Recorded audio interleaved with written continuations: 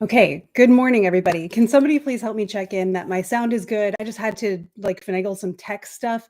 And then as soon as I opened the chat, I saw Kirsten's question about my favorite snack and my most detested snack. And I'm really excited by that. Hello to everybody who's new here. My name is Crystal and Sophia. This is your Monday Magic Mood Boost, where we're going to talk about the astrology for the week and then figure out how we can actually use it, which is, of course, the magic. And hopefully you feel empowered, which is the mood boost. So, good morning to Jenny. Good morning, Amber. You're amazing. Amber is our amazing mod. Amber is going to help me keep track of questions so that I don't miss anything. We do a pretty good job with that, and I'm really excited about it. So Kristen is here, popping in from your desk to listen while scanning paperwork. So you're sending your questions early, and it was Kristen who asked the question. I love that. All right, so let's see, me catching up here. Kristen, you are incognito today, and I appreciate you. Steph Lynn, it is good to see you. Glad to be here. I'm glad you're here too. It's your last Monday of the summer, back to school next week. Yes, we are coming into Virgo season, which aligns with that whole back to school vibe. And Virgo season and this Virgo new moon we have coming up this week is what I really want to focus on today. So fun questions for the new moon, Steph Lynn. Yes, this is our last new moon before eclipse season. So, we want to look at it, analyze it, see if we can make the most out of it, and then make the most out of it. And honestly, I'm feeling pretty good about as far as the lunations have allowed us to work with them recently. This one is okay. This one's workable. Good morning, Aaron and Madwin. It's good to see you guys. All right, so we are here. We are grounded in. As far as my favorite snack, it is my favorite food group in general is frosting. So anything that has frosting and that I can have with coffee makes me very happy. Detestable snacks. I'm not really sure that I'm too upset at snacks, to be honest with you. Things I will likely not snack on out of sheer preference would be, and my husband's probably gonna cringe at this, but like sour things or things that get stuck on my teeth too much. But that's just more of a texture and experience thing.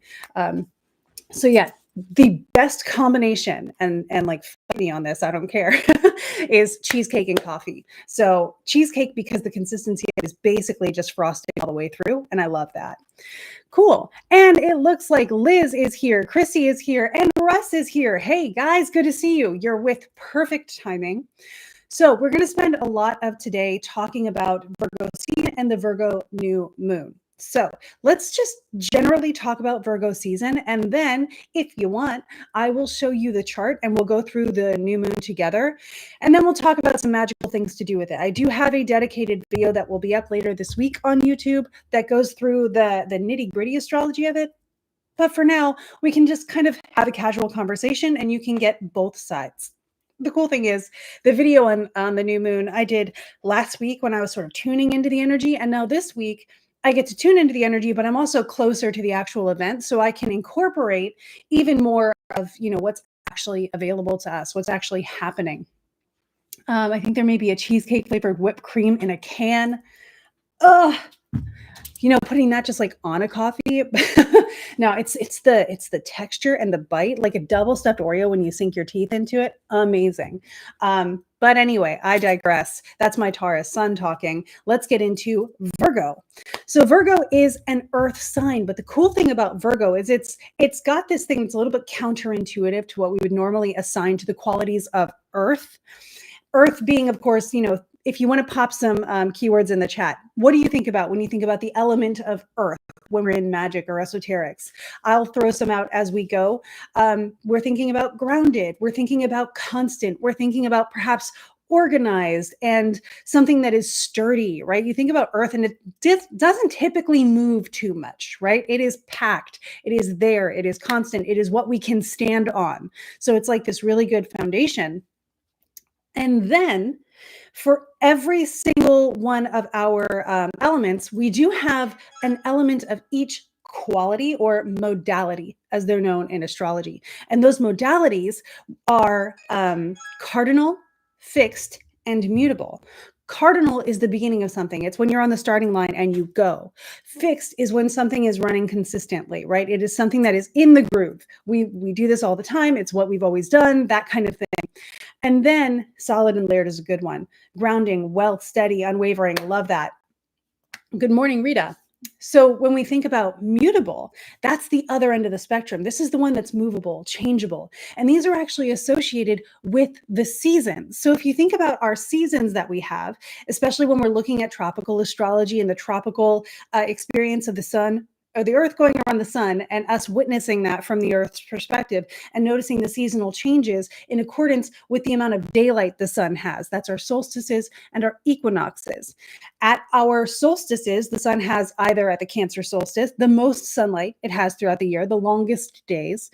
At the Capricorn solstice in the northern hemisphere, anyway, it's flipped if you're in the southern hemisphere.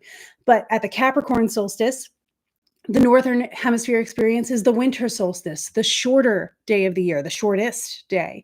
And then at the equinoxes, it is equal daylight and nighttime hours. And so we see that and we kind of shift the seasons around in a similar way. Now, meteorological seasons tends to begin at a somewhat different time than the, if you want to call it the astronomical or astrological seasons, but that's because the sky and the earth perspectives are different. And I can go into that at some other time, which is really fascinating, just to preface.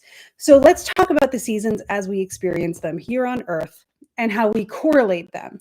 We are now coming into Virgo season, which is the last partial month. It's the last month we have of the summer. Summer begins when Cancer begins, and it goes until Libra, Cancer solstice, Libra equinox, right? So good morning, Ren. So when we're thinking about those things, we have Cancer being the cardinal sign in the summer month. It is water. And then after Cancer comes Leo, which is the fixed sign in the summer months, is fire. And then after that comes Virgo, which is the mutable, the final sign of the summer months, and that is changeable. What is changeable? Think about the changing of the seasons, right?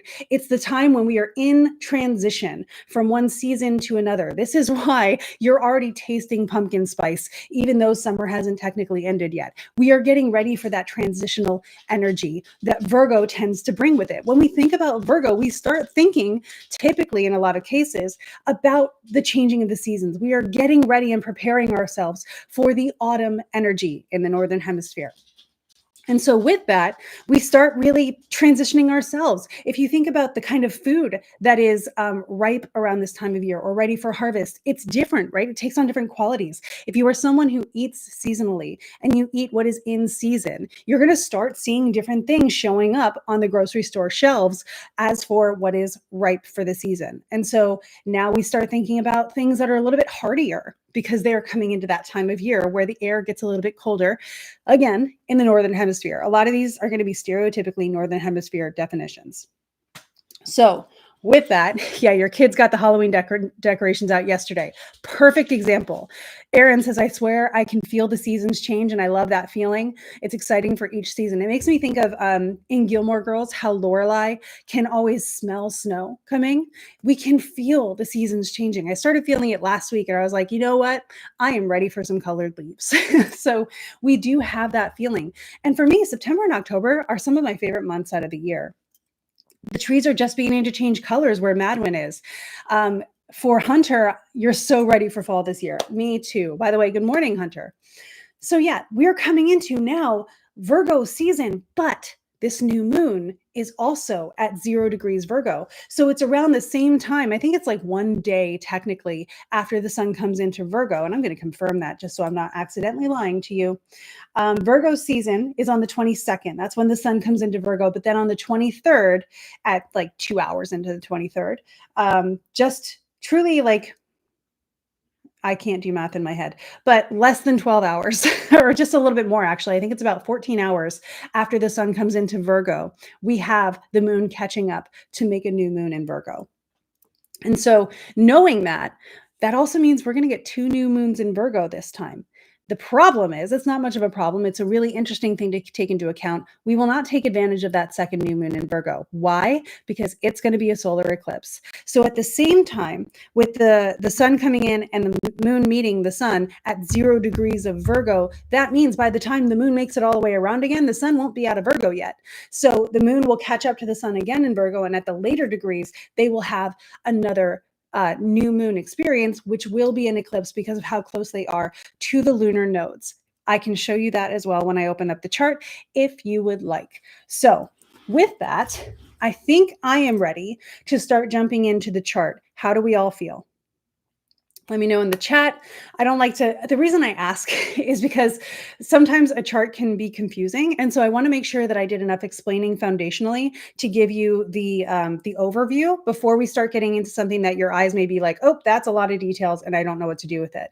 So if you are ready and you feel prepared, I would love to jump into the chart. Chart.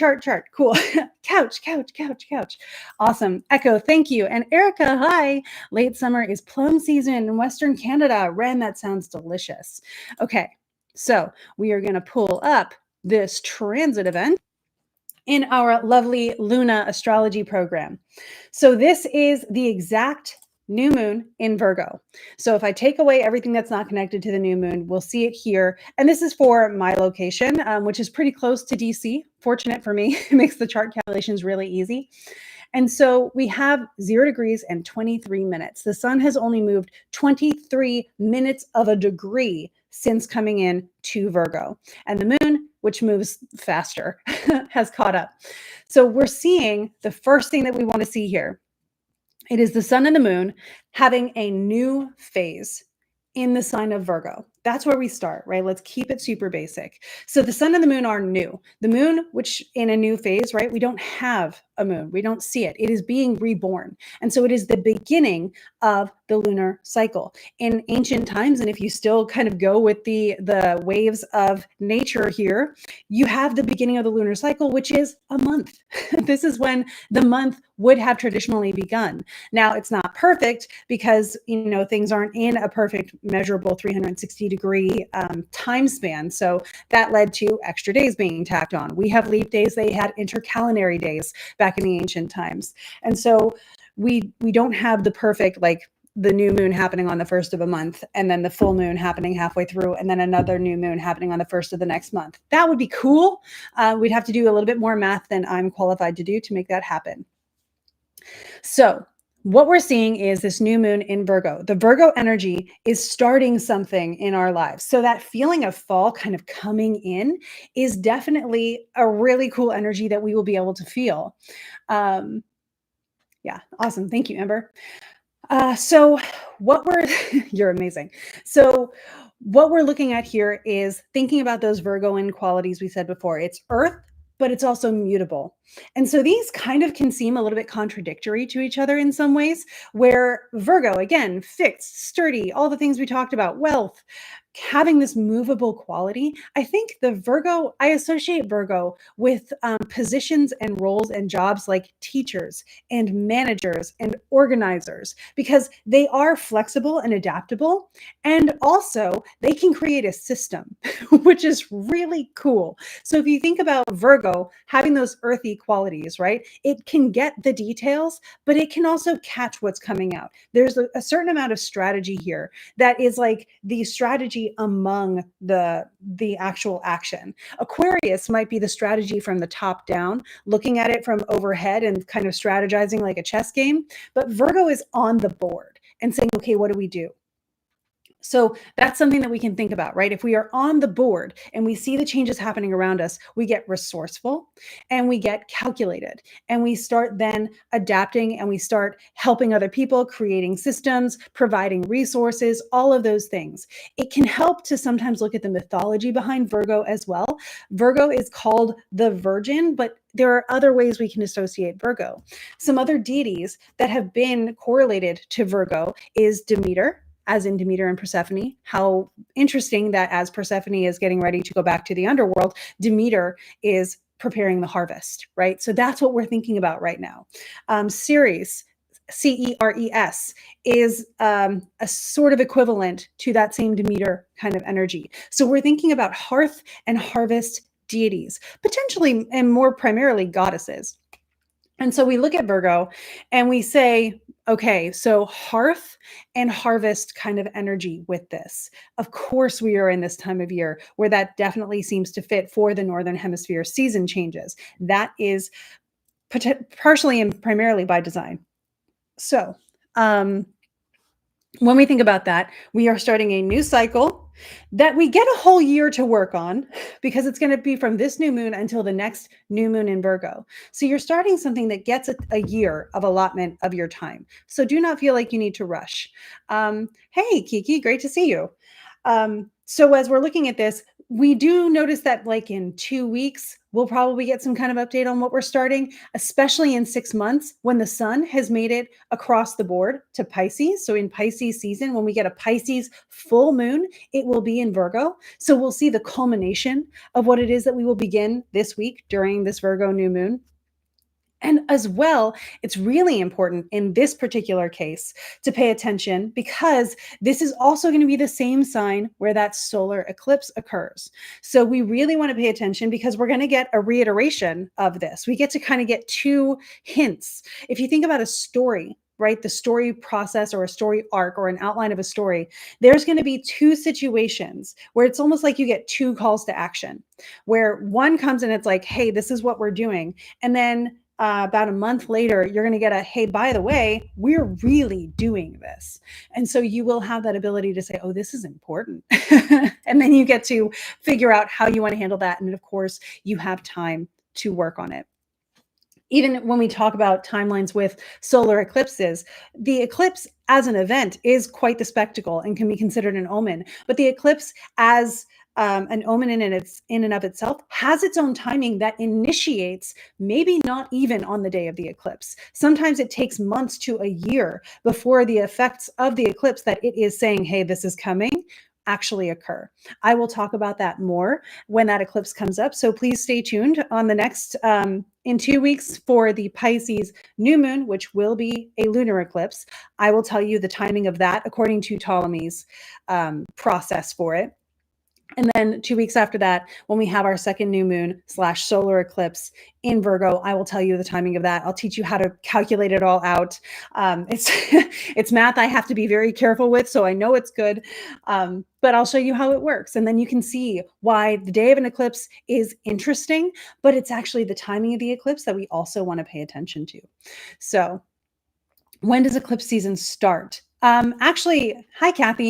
Eclipse season starts in 2 weeks. So if I go over here, we know that our next full moon is going to be an eclipse. So you can see on September 7th, that full moon will be a lunar eclipse in Pisces. So that is the beginning of eclipse season. And then eclipse season will continue until our next new moon, which will be the second new moon in Virgo on September 21st, right around the equinox. Interesting stuff, right? So this is really cool that these cycles are coming in around the same time as the seasonal changes. It's coincidental, but it is coincidental. So it's something that almost compounds on itself with meaning. And I like that. So we're looking at this Virgo new moon and we're thinking about Virgoan qualities. One of my favorite fun facts about Virgo is even though it's a human sign, it's the Virgin, so it's a human sign, it is given the quality of having wings, which is really cool. There are reasons for that in astrology, but just know you have that extra lift to the ability to do things. So that quality is there. Hunter says, I'm looking forward to Virgo's earth energy. Everyone I've talked to for the last few weeks agree the energy felt wobbly and unstable. Yeah, you would think we would feel more stable right now being in the Leo energy, which is a fixed sign, but it is fiery. And also one of the things, speaking of that metaphorical timing, like I was with the eclipses, we are in a lot of heavy metaphorical timing from the Aries ingress earlier this year when the sun around the Northern Hemisphere's spring equinox came into Aries. That's what we take as the new year or sort of the birthday of Earth for that year. And so we look at that chart and say, what's ahead this year for the most prominent location in a nation. And so I would have done it, I did do it for Washington, D.C., and I calculated from there. And there's a lot of metaphorical timing you can pull out to say, ooh, this shows that this thing happens. When? I do some astromath and I find out. July, August, and September are really heavy with important meaning and activity in this year for the Aries ingress from 2025 in March until next March in 2026. So this is some of the highest energy time of the year that we are experiencing. So that also can help to validate how some people are feeling and why it's feeling a little bit unstable. The other thing we can say, and this does actually segue beautifully. So thank you, Hunter. Also, hi, Shauna. Good to see you. Um, yay. The other thing we can look at here is this new moon. While everything else seems to leave it alone, all right, we do see Uranus over here being the next applying aspect if we include all planets of this moon. And so there is a little bit of instability that comes with that as well. So Uranus's whole shtick is instability. It's surprise, it's progress, it's innovation. It's these things that can change on a dime, right? So we look at that and we say, okay, what we're going to experience around this time may be something we're unfamiliar with, and maybe something we didn't see coming. And so I recommend doing a card pull at every lunation just to be like, hey, what am I not paying attention to that I can maybe like get back on board with? I did actually, I do a card pull every morning, and one of my cards this morning was the upside down Fool. And I was like, I have important stuff to do today. So one of the sort of charities I did for that was I did a headstand. I was like, if I'm supposed to be the upside down Fool today, I will be. So I did a headstand and I held it for a little while. And I'm hoping that that helps me sort of ground the energy back in. We will see. I can report back and let you know. But there's another thing I want to tell you that I just reminded myself of that I'll do after I finish talking about Uranus. So Uranus is not alone, right? So Uranus is connected, as we can see, with a lot of other planets in the outer planet category. These are the movers and shakers of society, these four right here. Saturn is a little bit on a more social scale, is a bit closer to us than the rest, but these three, these are the titans, so to speak, of the planets. Pluto takes an entire generation of humanity to get through a sign. Neptune, slightly less. Uranus, slightly Uranus, Neptune, Pluto, slightly less than Neptune. So it's like 7 years, 9 years, 20 years. They're far out there. And so their impacts come gradually. And when they connect with each other, this shows, 1 degree, 1 degree, 1 degree. Saturn just got off the 1 degree. It'll be back though, don't worry. And of course, at the 0 degree here, we do have this moon connecting with Uranus. Now, not directly connecting with these two, which is kind of nice, but Uranus is. So Uranus is connected to the moon, and what Uranus is doing then gets a microphone to the people, right? So you can imagine these ones are working in the background and kind of like shaping society, and then they do a press release during this new moon to be like, hey, here are some changes we're making. Think about patch notes that you get for an update in a video game. Uranus is saying, hey, here are the patch notes. Here's what's changing. Get ready. And these are things that are happening on a global and large scale societal level. So we want to just pay attention to the fact that there's a lot going on right now. And we already know that. Like, this is not to scare you at all. You're already living it. So it's just an awareness of how we may want to create a routine, lean into our Virgo a little bit and say, what do I need to feel supported, to feel like my routine is adaptable, but has what I need to feel safe and secure at the same time, in and among all of the change that we are creating in the world right now, in and among the things that may or may not be in my sphere of influence and in my control. What is in my control? One of Virgo's stereotypes is kind of being a control freak. I love that for Virgo, to be honest. I think that that's a really cool quality, that Virgos can find a way to feel a sense of control even in chaos. And so how are we finding the things in our chaos that we're like, you know what, I get it. You're out there being loud, but here in my space, this is where my control is. Here in my space, this is where I can make a difference. Here in my space, let's not forget, if you know the goddess Circe, it's another one I would associate with Virgo. I can take care of my health. I can take care of my own magic. Virgo is very often forgotten for how mystic it is. But even 5,000 years ago, when Vettius Valens was writing his anthology about astrology, he noted that Virgo is a practitioner of the mystic arts. So this is where we can really lean into our magic, especially when it comes to herbs or practical things. Do your simmer pots, do all of those things that make you feel like you are actively participating in the magic around you. And the magic around you is your healing. It is making a difference. Magic is transformation, and transformation is simply letting something become the better version of itself and contributing to that. Right? Whether that's you or something that you can help out with. Virgo is also often associated with acts of service. So, where are your skills and your zones of genius most applicable? And where will they be appreciated the most? And how can you put yourself in those situations where you get to be that missing piece of the puzzle? These are some more questions that we can think about. Shauna says this is my favorite season. Okay, I'm just checking in on some of our comments. You're a Gemini. Fire is prevalent in your life. Fire has become illogical. How do we adjust to that? Illogical in my life. How do we adjust to that? Erica, so you're saying that fire is prevalent in your life. Fire has become illogical. How do we adjust to that? Can you rephrase the question? Not because it's not a good question, but because I'm not understanding it. Down here, you say, what do I do as a fire sign hardcore? Gemini. So are you a fire sign hardcore and also a Gemini?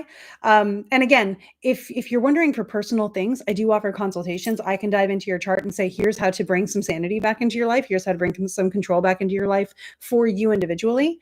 And I can do that too. But if this question can be worded in a way that my brain can handle it better, that would be awesome. And I'll do my best with it.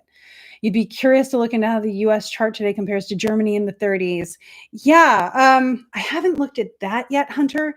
It does compare to some other times back in the later 1700s, especially over the next few years. It has some stark comparisons to that, especially this guy, especially Uranus and Pluto. Their aspect is a big one that is resonant to that era.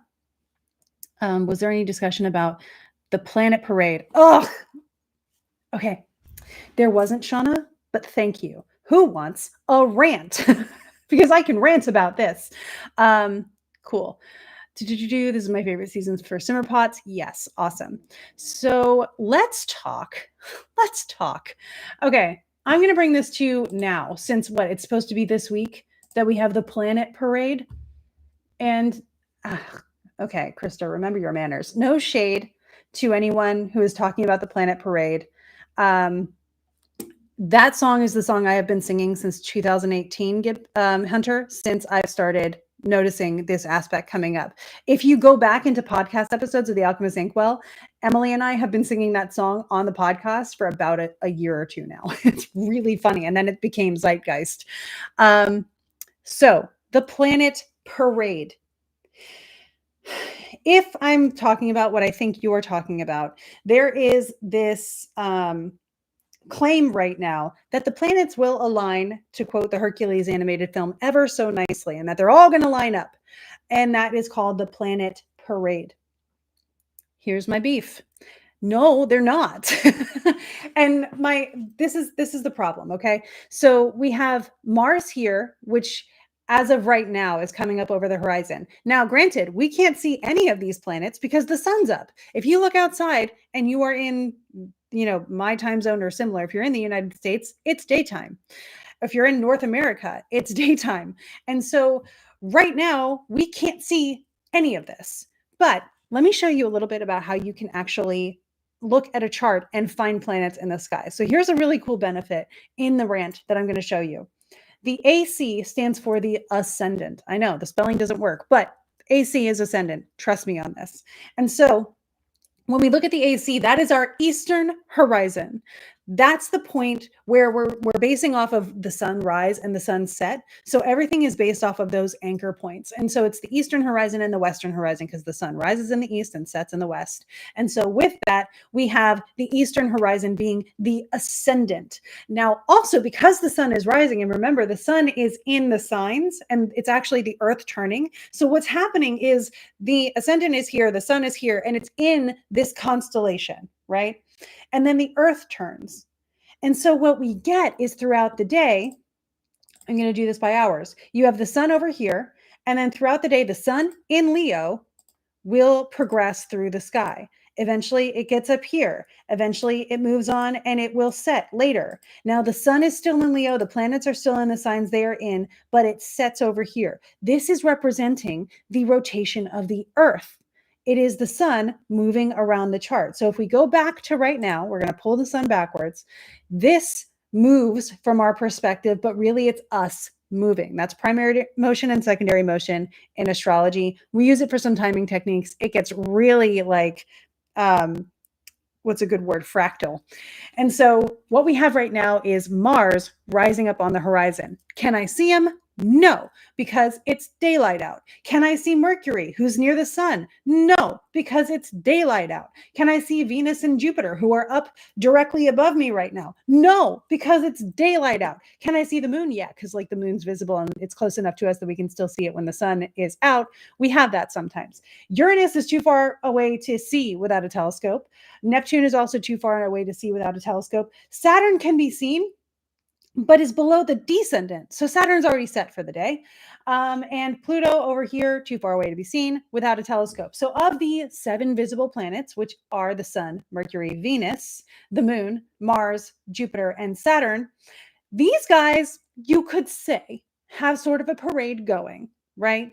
You would see the star of Venus and the star of Jupiter and the star of Mercury right before sunrise. These guys you would be able to see if you looked to the east of the moon toward the horizon before the sun rises. So let's look at this, right? We need the sun to be down below the horizon so that the sky is still dark. So sunrise was around 6:30 a.m. today. The sun at the ascendant, it's rising. So that's how you can actually find out when sunrise is if you don't want to just Google it. And so we would be able to look around the eastern horizon just above it. There's Mercury, Venus, and Jupiter would have been there pretty close to each other. And then the moon would have been up here. And then if you looked to the other side, past the top of your sky perspective and towards the western horizon, just a little bit, about halfway from the middle of the sky to the western horizon, you would have seen the star of Saturn. And you could know that you're also kind of looking at Neptune, even though Neptune is not close enough for us to see with the naked eye. So you could pull out your telescope and look at it, and that's fine. This is as close to a planetary parade as we're going to get. That excludes, though, Mars and Pluto. So are all of the planets aligning ever so nicely that we can witness? No, no, unfortunately. Do I wish they were so that I could see this in my lifetime? 100%. But they're not. That's not how it's working. So you still get to go outside before sunrise. So go out at like 6 a.m. If you go out at 6 a.m., you'll be able to see these guys. I think Mercury should still be above the horizon at that time. And you can see these. You'll be able to see 4 planets, well, 3 planets and the moon, because the moon looks so different because it's so close. And then you can also swing your head this way and see Saturn, which is pretty cool. You will miss out on Mars, and you will miss out on, well, you'll always miss out on Pluto unless you have a telescope. So because of the positioning of the sun, no, we do not have a visible planetary parade, at least not in our hemisphere. And honestly, even in the other hemisphere, because the sun will be rising, it's going to do the same thing. So no, I'm really sorry. Thank you for bringing it up, though. They tried to do this back in January, too. They did the same thing. And I put up a post being like, nope, nope, nope, nope, nope. We're same argument, different signs. So if the moon is in Gemini right now, does that have a direct effect on Mercury going direct this week? Mercury went direct last week on the 11th of August. So we are 1 week in with Mercury direct. Mercury is picking up speed. Mercury is actually at a really nice placement where it's about to be invisible in the sun's rays again soon because it's going to catch up to the sun. So you can see Mercury for now. Next week or so, we're going to lose sight of Mercury again because it'll go behind the sun's rays. The moon being in Mercury is ruled or the moon being in Gemini is ruled by Mercury for the next few days. But if we move forward after, oh, this is going by hours. Hang on. Update to now. And we'll go to days.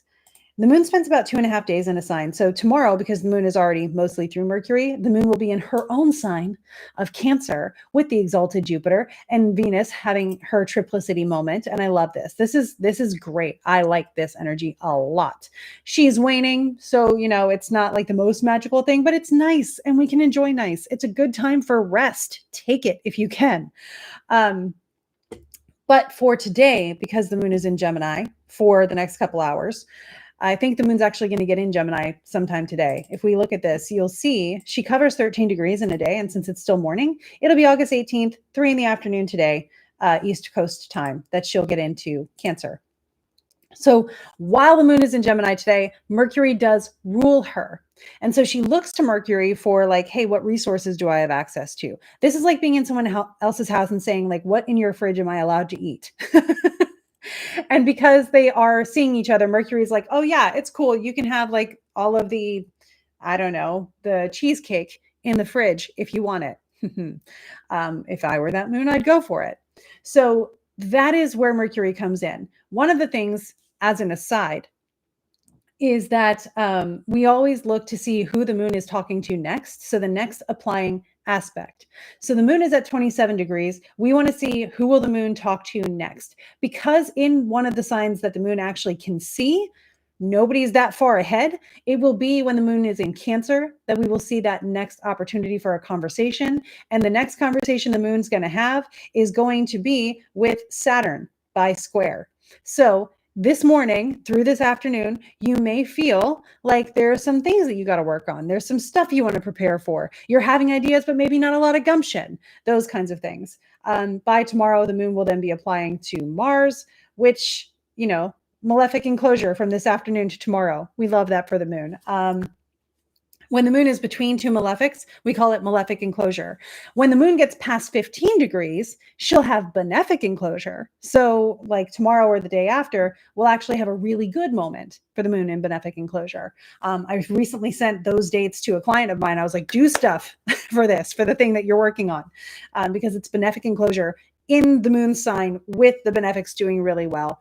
And you can catch them at a pretty good part of the chart. So cool stuff. Let me catch up here on some of the comments. Okay, so Shauna, did I answer the question about the planetary parade adequately? Question is, when they do fire magic, it becomes wild when they try to do candle magic. So you're saying because you're hardcore, what do I do as a fire sign? So if things get wild when you do fire magic, do you like those results or do you not like those results? If fire magic isn't something that you want to work with because it's too wild and out of control, you could lean into other things like hearth magic or water magic or other things. Definitely. Something tells me I'm still not understanding the situation as much as I could. So please feel free to guide me on that. Yes, cool. Let's see. Fires become hotter, candles burn faster, and have bent glass in response. Is there a relation to the stars or planet alignment? Is being a Gemini triggering a more dramatic response? Here, Erica, if you've always been a Gemini and you've been able to do candle magic before and it's not been a big deal, no. One thing I could say without looking at your chart and doing a personal consultation is Mercury is in Leo, which is a fire sign. So if you are a Gemini, I'm going to assume you're a Gemini sun. When someone says I'm a Gemini, as a Hellenistic astrologer, I think Gemini rising. Either way, Mercury has an important job in your chart, like we were just saying for the moon. And so because Mercury's in a fire sign, fire stuff could be a little bit extra right now. So you would wait until Mercury gets out of Leo, which is going to be September 2nd, when Mercury gets into Virgo and is exalted in domicile. And we love that for Mercury. And things may settle down. That's the general advice that I can give on that. I hope that helps. Cool. Yes. Awesome. Welcome respite from the weirdness. Yeah. We need that. Like, I usually like weird, but right now it's like, they need to calm down. How do I get whatever is stealing my stuff to stop? All right, I'm going to take the screen away so I can see you guys a little bit better. Okay. Simply asking isn't working. Just found my measuring tape back in its original spot after like months. So typically when something takes your stuff, my first thought is it the Fae? If it's the Fae, put some honey in a windowsill or put some sugar in a windowsill or something sweet. I have a bowl because the Fae kept taking my stuff. I have a plant in a house that belongs to them, and I take good care of it. And then I have a bowl of shiny things that is for them. And so, when I travel, because they kept taking my travel stuff. So I was like, cool, you don't like when I travel, maybe? Every time I come back, I will give you the shiniest coin from the currency of the place I was at as sort of an offering. And then I found my passport. So those are some things that you can do. Try if it works. I would just do the honey in the windowsill first and see what happens. It could just be a general thing and they're just looking for acknowledgement. And then from there, kind of start hashing it out. It's a very kind of trial and error experience of like, what is it that they want based on what you find is missing? So if they liked your measuring tape, what about the measuring tape was maybe stimmy for them? And how could you give them something else? And then see how that works. Shauna, I'm excited for you. Good luck applying for that job. The timing seems really good. Sometimes I put my candles in water to temper the fire when I'm working with them. Steph Lynn, that's a great idea. You can also put them in sand. Sand will also hold them upright for you, which is great. All right. Great. I'm glad that advice helped, Erica. Awesome. Also had an incident this past weekend while doing fire magic. Weird. Yeah, if anybody's got Mercury influence, the sun is in domicile in Leo right now. Lots of fire energy. Mercury is also there. And we can't forget that Saturn is in fire energy and also it's not associated with the element of fire, but we consider Mars to be pretty hot and dry. Mars is in Libra, which is chaotic and doing un-Marsy kind of things. So it's just, it's a time for a lot of wonky fire stuff. Be careful with your fire, you guys. Always, always, always, and especially right now. Yes, cool. Curious if the state of the climate is actually encouraging fire response. So the state of the climate, as in like climate change, and of course everything getting hotter, wouldn't have instigated an immediate fire response depending on where you are. Like if you're in a very hot place, yes, right? Your atmosphere is dry. But the climate as a changing thing is something that is going to be giving us gradual weather changes and those kinds of things. Not as gradual as they should be. Climate change is real. But thinking about how many planets are in fire energies right now, how fire energies are in air right now, Mars in an air sign of Libra in its detriment, that's going to be kind of out of control fire. And so we can think about that as well. We just need to be very careful. I'm not necessarily, I'm not super convinced by what I know that climate and magic with fire is connected. That being said, I think the world should do everything we can to help with that climate stuff. And if we can use magic to that effect, I'm in. You think I have an altar too for the Fae? Yeah, it's a good idea. If they interact with you, it's a good idea to have a little space for them. The Fae bowl is on my altar. They've got a pendulum too, which they weren't supposed to get, but it's in there now. It doesn't work for me anymore, so it's theirs. Candle got so hot, it broke the holder, and the incense also burned through the holder at the same time. Yikes. Yeah, so fire's a lot for you right now. Definitely, Allison. If you need to, guys, use water and have water nearby, have fire extinguishers nearby. I will sometimes, if a candle has to burn for a while and I'm not really sure if it's in the best place, I'll put it in my sink. So that way, if something happens, it's in where I can just swipe the water on and be good. Cool. I never think of the Fae living in an apartment building, but I keep getting jump scared by lost items. So I'll try honey. Yeah, honey is really great because, you can use it in any space. Sometimes apartments don't allow candles and all that kind of stuff. Honey, bowls of coins, shiny things. They like buttons too. Those kinds of things help. Cream is a good one. Shauna. Yep. Yeah. Kristen has a question about what audiobooks would you recommend for working on psychic abilities? Most are not audiobooks because I'm trying to listen to them while at work. Okay. So this is actually a really good segue, Kristen. Thank you. I did not have access to a mentor and resources when I was a kid. And so I listened to cassette tapes that guided me through how to meditate, psychic stuff, and all that.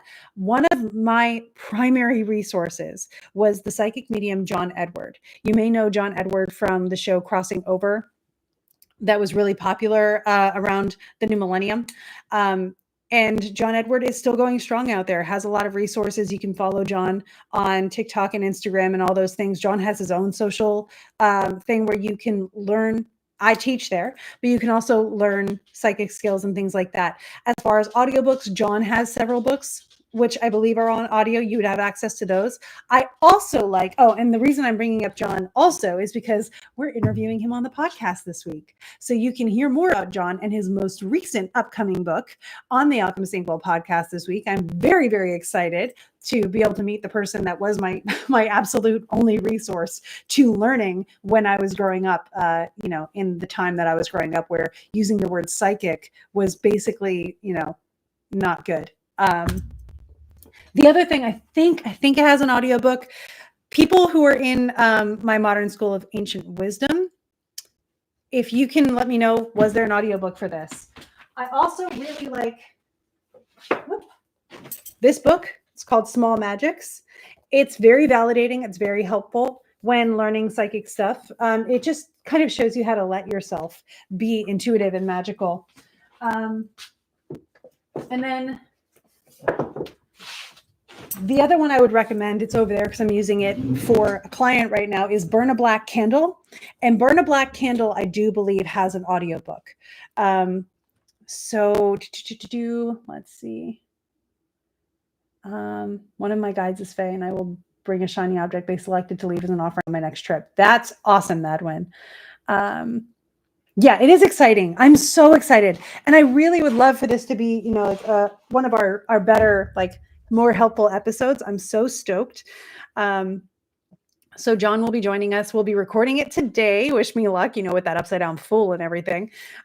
So that is something that we will be able to put out. It'll come out on Thursday this week. But if you're on Patreon, you'll get it, I think, later today, tomorrow at the latest, if you're on our Patreon tiers that have early access to the podcast. It's going to be fantastic. I'm so excited to be able to have this interview because, again, what a great resource. Found a magic 8-ball. Oh, that's so cool. Yeah, so audiobooks that I recommend, anything by John Edward. And also Small Magics. It's some Byron Ballard. I think I can't remember what the initial is, but Ballard, Ballard. And then also Burn a Black Candle, which is actually an Italian folk magic thing, but it's very, very helpful for kind of getting into your intuitive stuff as well. Another resource, I don't know if they have audiobooks, but another resource would be Theta Healing. There's some stuff that I would adapt to it. H. Byron Ballard. Thank you, Echo. There's some stuff in it that I would adapt, but it is a really good baseline to give you somewhere to start with stuff. Like I said, I'm not sure. Hey, Gabe. I'm not sure that thank you, Echo, again, for confirming that Small Magics does have an audiobook. I'm not sure that Theta Healing has an audiobook. I read through that. But yeah, those are some of the resources I find the most useful. And yeah, cool. I'm glad. Those should keep you going for a while. And then by that point, whatever algorithm is at play from wherever you get your books will be like, you read something similar to this. And that should get you going.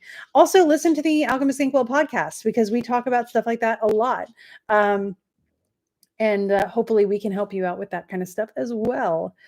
But yeah, great question. Yeah, I'm excited. I'm really, really excited. It's going to be cool to have John on the podcast. John's coming out with a book called Chasing Evil, which is actually about his work that he did with, I believe it was a former FBI agent in tracking someone down who did very bad things. That book is coming out in September. I think it's in September. And so that's something to definitely look into. And yeah, Shauna, to your point, the Alchemist Ink Spill Friday live broadcasts will definitely be places where we can talk about more spiritual growth and spiritual techniques that will be totally free to join us, and it'll be on our Alchemist Inkwell YouTube channel. So you can always just turn that on or watch the replay or listen to the replay of those. And those will hopefully be helpful as well. Emily and I are very passionate about helping people with their skills. So amazing. Cool. Well, we got so much accomplished today and we still have some time. How's everybody doing? Anything else anybody would like to talk about? I'm going to take a quick drink. Amber, crushing it. Thank you. Yes, September 2nd on Amazon. Yeah, I know if you follow John on his social medias, you can also pre-order and get a signed copy.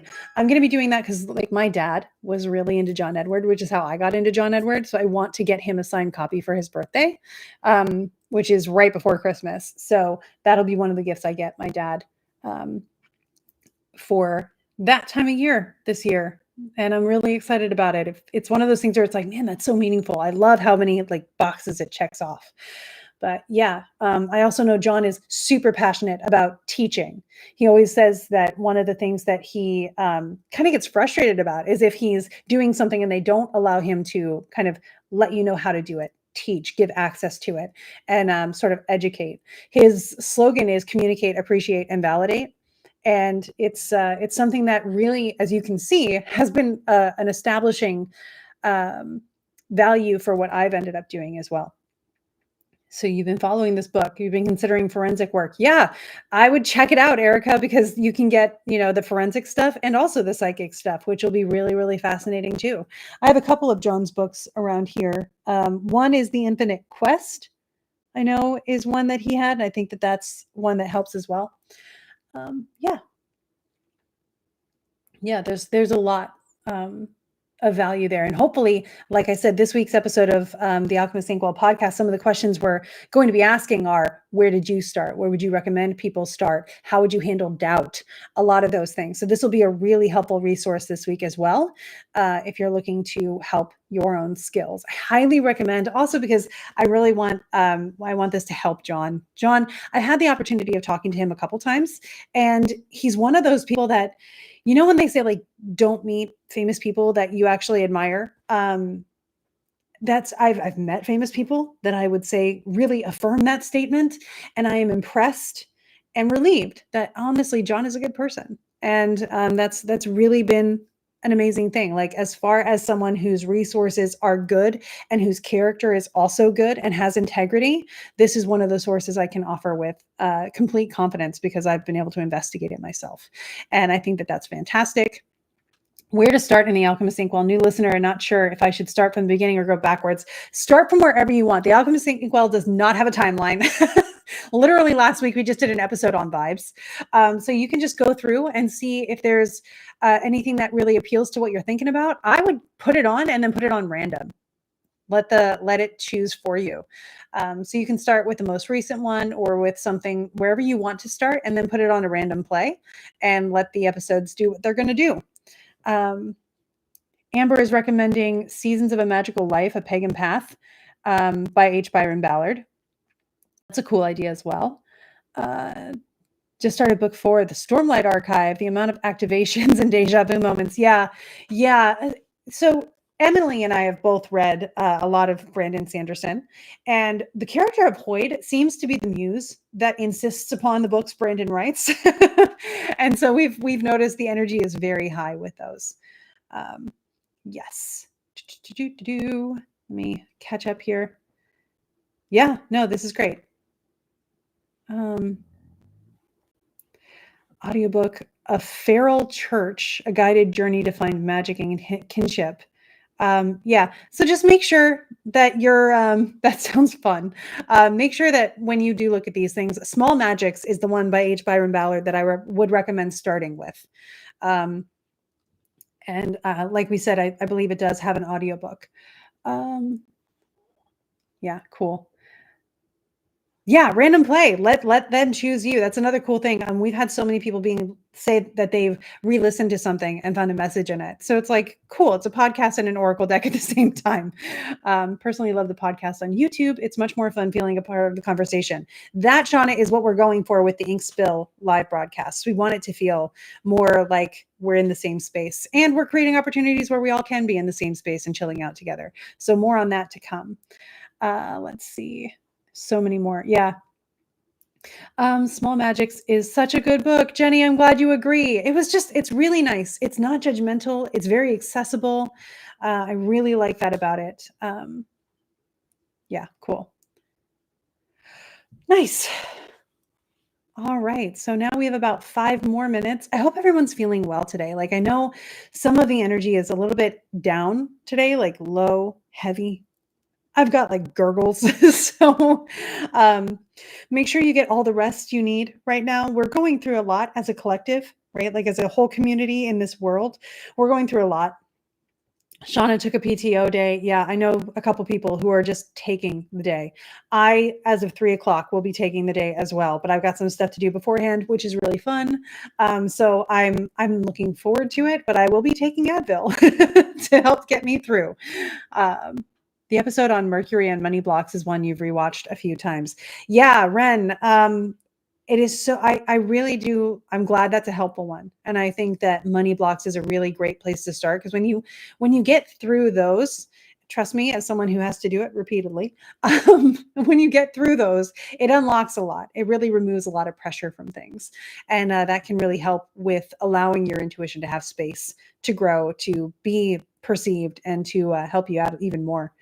Um, yeah, I honestly think today's episode will probably be one of our best as far as resource material for people who are looking to work with their skills. So, again, I'm going to ask nicely, please feel free to check out this week's episode. Give it good numbers. Let John get that support, um, because he's a good person. Deserves that access. So very practice oriented. Yeah, we try. And also Small Magics is as well. Yeah.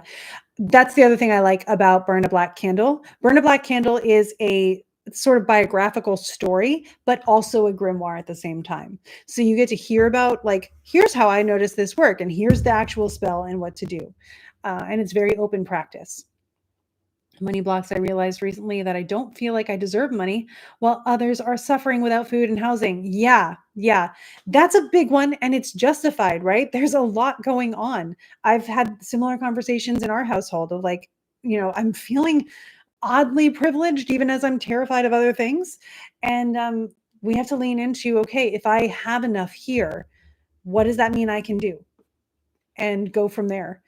Because if you are being supported, then that means that you have the ability to A, take comfort and rest when you need it, and B, pay things forward where you can and where it feels right and aligned. Don't force it because you don't want to try to like put energy where it's not aligned and where it's not going to flow well, but be open to opportunities.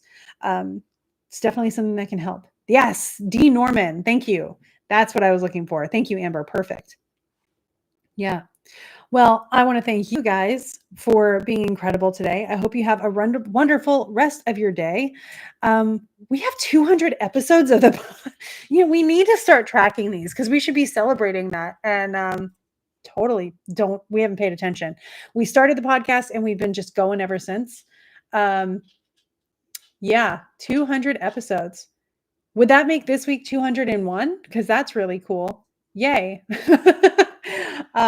Yeah, but thank you all. I hope you take rest today. I hope you're comfortable. I hope you do what you need. Remember, the Virgo new moon is just as much about what you are harvesting to ensure that you have your comforts as it is about what you are helping others harvest. So keep that in mind as well. And yes, Gabe, have a great day. Russ, thank you. Rita, thank you. And I will be thinking about you all. I'll be back next Monday. with another live. So I will see you then. And it won't be long until the ink spill live broadcasts start. They will start the week before the eclipses because we want to really give some anchoring for that. And we'll be talking about what to do during eclipse season where magic is not necessarily recommended. So thank you. I love this as a start for the week as well, Shauna. I'm so glad you guys are here. It would not happen without all of you. If you have something you want me to focus on in one of these broadcasts that you're like, hey, can we get like a longer spiel on this? Let me know in the comments of this video. It'll help me track it better. And you can also join my Patreon as Amber is helping us see. And I'll do research. I'll find resources. I love being able to recommend books and different resources. I want you to feel like you have resources where I had to really look for them when I was, figuring all this stuff out. We have access now, and I want to help give you avenues to it. So thank you all so much. Have a wonderful day. Enjoy this new moon and enjoy the energies that are changing. And again, take what you need to feel comfortable. I'll see you soon.